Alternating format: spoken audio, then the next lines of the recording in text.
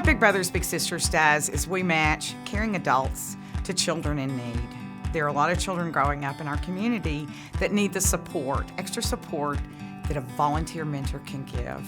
We know that if you'll volunteer for 12 months and we've made the right match, that match can last a lifetime. I grew up without a father, had 3 older sisters, so I really didn't have a male figure all the time in my life. And so my mother hooked me up with Big Brothers when I was a kid, and that's how I met Doug.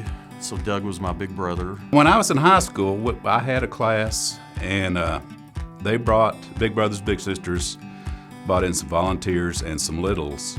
A few years after high school, it just stuck with me, and I thought, I think I'd like to do that. And so I got signed up for it, and they called and said, since you're a new guy, young guy, not married, we're gonna match up with this guy. I think he's pretty easy.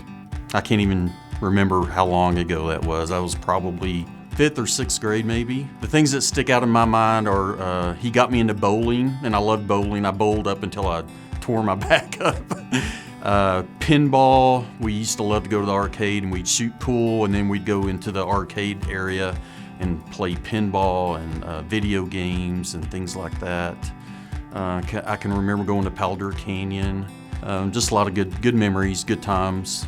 We used to like go-kart racing. We went to a track one time. It was a big high bank track that they had in Amarillo. And that's my worst memory of Jeff, really, because he beat me like nobody's business.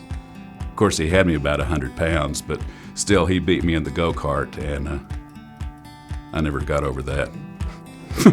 When Doug and I met, we'd known each other a long time. We both played softball. I was on a winning girls team and he was on a losing boys team. But he always talked about being a big brother. When we got married, he wanted Jeff, his little brother, to be his best man.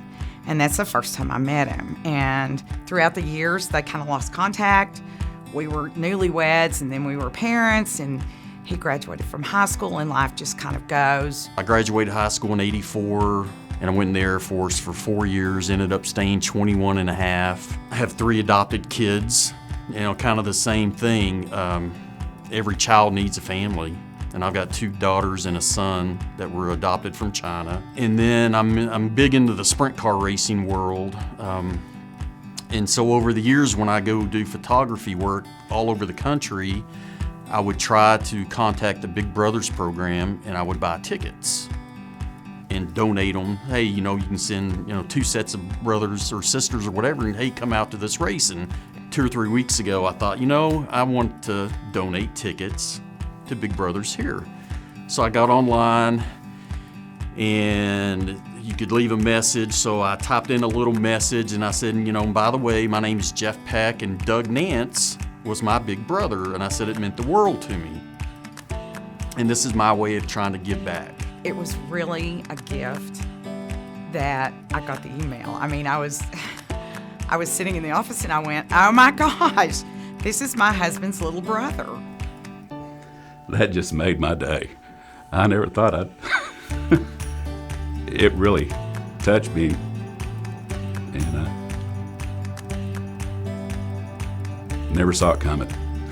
A very pleasant surprise. When he answered the phone, I said, this is Emily Nance. I'm the executive director of Big Brothers Big Sisters, and you were the best man in my wedding. Soon after, he and Doug had a conversation on the phone, and it's just been a great thing. It's a great thing for them. It's a great thing for the agency. We really get to see the fruits of our labor. As Pan-Texans and part of the Emerald Canyon community, your donations make a huge difference. You're changing your community by giving the support to children that need it. We couldn't do any of this without community donors.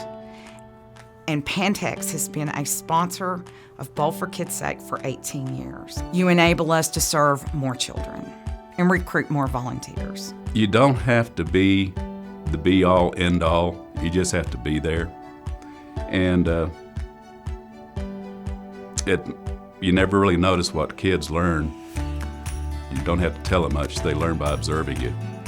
Some of the things that I probably learned from Doug is to have a caring heart, care about people, give your time to someone in need, that probably stands out more than anything. I'm very proud. I'm very proud. Glad to know I didn't hold him back any. So, I kind of knew the sense that he was going to be a good person. I didn't know to what extent. I'm very pleasantly surprised about that. And this is about, other than my own son, this is the proudest thing I've ever done.